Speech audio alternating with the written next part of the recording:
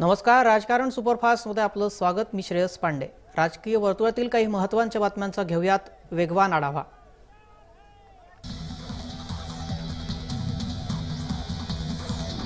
सध्या सुरू असलेले राजकारण कधी पाहिलेले नाही। पंतप्रधान मोदी जेथे जातील तेथे मुख्यमंत्र्यांवर टीका करीत आहेत, असं वक्तव्य सुप्रिया गटाचे खासदार शरद पवार यांनी केलंय।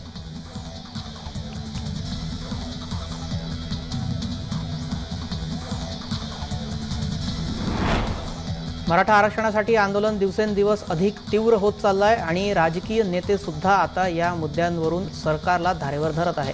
मराठा आरक्षणासंदर्भात अंतिम निर्णय राज्य आणि केंद्र सरकारच्या हातात आहेत। आम्ही या निर्णयाची वाट पाहत आहोत, असं वक्तव्य सुप्रिया गटाचे खासदार शरद पवार यांनी मराठा आरक्षणाबाबत बोलताना केलंय।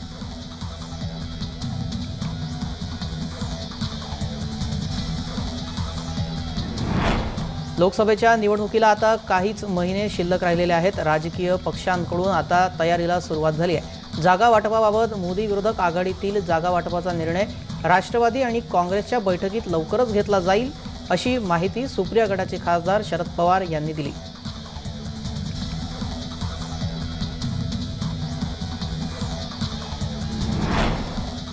भाजपाच्या प्रचार सभेत देशाचे गृहमंत्री अमित शहा यांनी भाजपाची सत्ता आली तर रामाचं दर्शन मोफत करू असं आश्वासन दिलं होतं।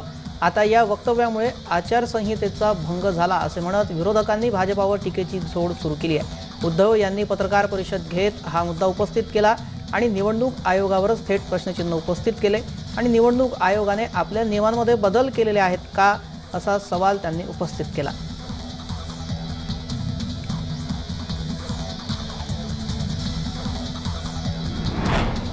राष्ट्रवादी काँग्रेसची स्थापना 1999 मध्ये झाली। राष्ट्रवादी काँग्रेसच्या जन्मानंतर महाराष्ट्रात इतर जातींचा द्वेष निर्माण करण्याचे काम सुरू झाले। त्यानंतरच दुसऱ्या जातींबाबत द्वेष निर्माण करणे सुरू झालेले आहे। हे राष्ट्रवादी काँग्रेसने सुरू केले। राष्ट्रवादी काँग्रेसच्या स्थापनेनंतर त्यांच्याकडून जातीय द्वेष केला जात असल्याची टीका राज ठाकरे यांनी केली।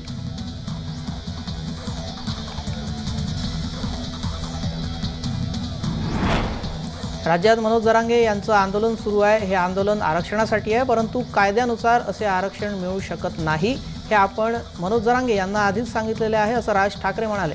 मनोज जरांगे पाटील यांच्या मागे कोणीतरी आहे। जरांगे यांच्या मागे कोण आहे हे कालांतराने समोर येणार, असा गौप्यस्फोट सुद्धा राज ठाकरे यांनी केला।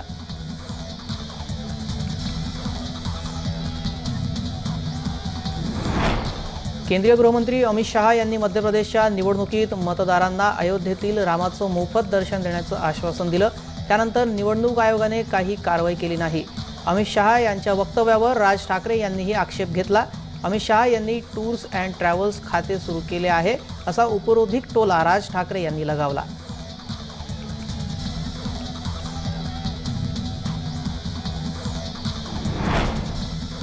हवा आणि ध्वनी प्रदूषणामुळे न्यायालयाने दिवाळीत फटाके वाजवण्यासंदर्भात निर्देश दिले होते, त्यावर राज ठाकरे यांनी नाराजी व्यक्त केली। आता फटाके कधी वाजवायचे, सण कसे साजरे करायचे हे पण न्यायालय ठरवणार का, असा सवाल राज ठाकरे यांनी उपस्थित केला।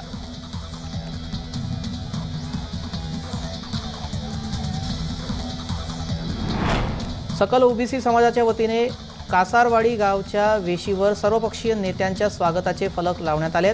गुरुवारी सकाळी 11 वाजता सकल ओबीसीच्या वतीनं अंबड शहरात यलगार सभा होणार असल्याने त्या पार्श्वभूमीवर सकल ओबीसी समाजाने हा निर्णय घेतलेला आहे। मराठा समाजाच्या वतीनं नेत्यांना गावबंदीचे फलक लावले असले तरी या विरोधात भूमिका घेत ओबीसी समाजाच्या आंदोलकांनी मात्र नेत्यांचं स्वागत करणारे फलक गावात उभे केलेले आहेत।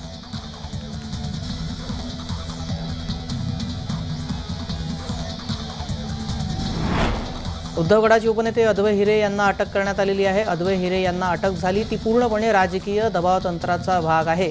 अद्वै हिरे यांच्यावरील आरोप आधीही होते, जेव्हा ते भाजपामध्ये होते, मात्र उद्धव गटात आले त्याला घाबरून मंत्री महोदयांनी शासकीय यंत्रणांचा दुरुपयोग करून षड्यंत्र केला, असा आरोप उद्धव गटाचे खासदार संजय राऊत यांनी केला आहे।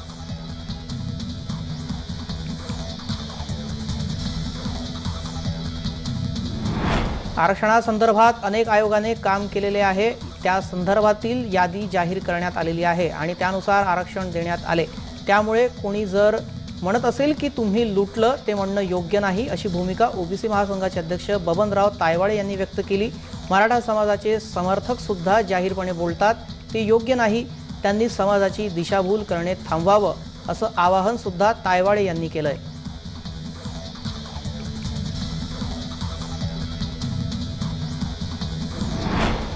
अधिवेशनापूर्वी सरकारने केलेल्या घोषणांची पूर्तता करावी, शेतकऱ्यांना निधी उपलब्ध करून द्यावा, प्रोत्साहनपर 50,000 रुपये देणार होते ते अद्याप मिळालेले नाही। आम्ही सरकारच्या लक्षात आणून दिल्यावर दुष्काळग्रस्त तालुक्यांची संख्या वाढवण्याची घोषणा करण्यात आली, मात्र मदत मिळालेली नाही। अधिवेशनात आम्ही सरकारला धारेवर धरू, असा इशारा विधानसभेचे विरोधी पक्षनेते विजय वडेट्टीवार यांनी सरकारला दिलाय।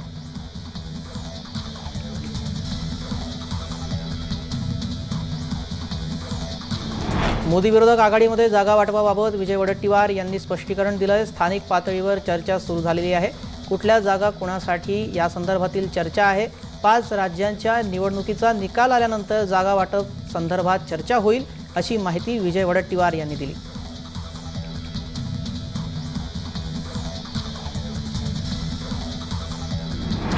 निवडणूक आयोगाकडून काँग्रेस नेत्या प्रियंका गांधी यांना पंतप्रधानांवर केलेल्या टीकेबाबत नोटीस बजावण्यात आली। त्यावर काँग्रेसच्या नेत्यांनी निवडणूक आयोगावर आणि भाजपावर संताप व्यक्त केलाय। निवडणूक आयोग भाजपाच्या खिशात आहे, राम मंदिराचं दर्शन मोफत दाखव म्हणत मत मागणाऱ्यांना नोटीस का नाही, असा सवाल विरोधी पक्षनेते विजय वडेट्टीवार यांनी केला।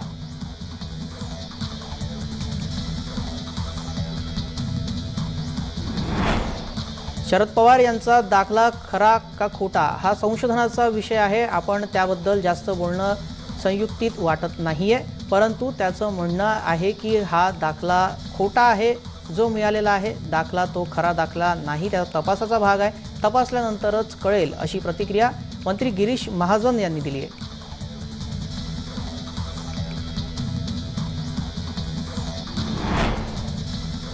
चंद्रकांत पाटील यांनी अजित पवारांना पुन्हा डिवचले असून अजित पवार हे धूर्त राजकारणी आहेत आणि त्यांच्या पोटात एक आणि ओठावर एक असे विधान होते। यावर राज्याचे ग्रामीण विकास मंत्री गिरीश महाजन यांनी प्रतिक्रिया दिली। अजित पवार हे धूर्त राजकारणी आहेतच, पोटात एक आणि ओठावर एक हे मला माहीत नाही, मात्र अजित पवार हे धूर्त राजकारणी आहेत याबद्दल दुमत नाही, अशी प्रतिक्रिया ग्रामीण विकास मंत्री गिरीश महाजन यांनी दिली।